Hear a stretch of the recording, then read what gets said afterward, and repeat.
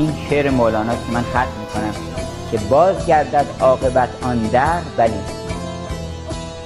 رخ نماید یار سیمین بر بلی. جواب بله است. خلاصه داستان عالم کمدیه، تراژدی نیست. همه چیزایی که فکر میکنیم نمیشه جواب بله است.